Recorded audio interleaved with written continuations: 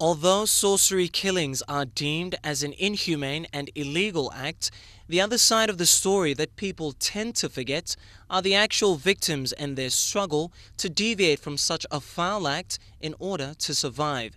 Oxfam has identified that despite minimum funding from the PNG government, a brave network of activists across PNG is working to rescue, repatriate and reintegrate innocent victims of sorcery-related attacks.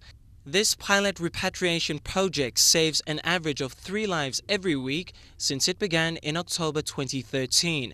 It costs on average 600 kina to rescue and repatriate a victim to a safe location, and a further 750 kina provides funding for victims to start a new life in a safe location. The good thing is people are really looking and taking this issue seriously, and you have some really good people on the ground responding.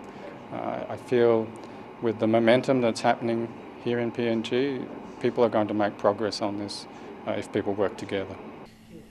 The preliminary findings of the survey showed a lack of proper networking of agencies, but also proved its importance in the rescuing of victims from sorcery violence.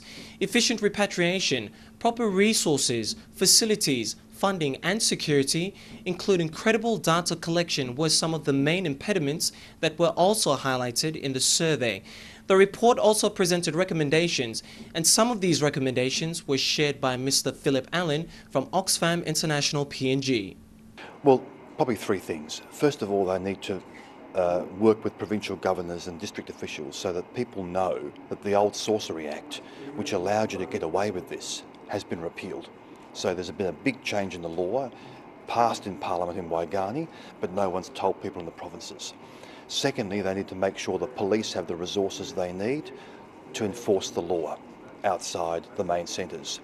In retrospect, the horrifying murders of Kepari Leniata and Helen Rumbal in 2013 highlighted the existence of the problem of sorcery violence in Papua New Guinea.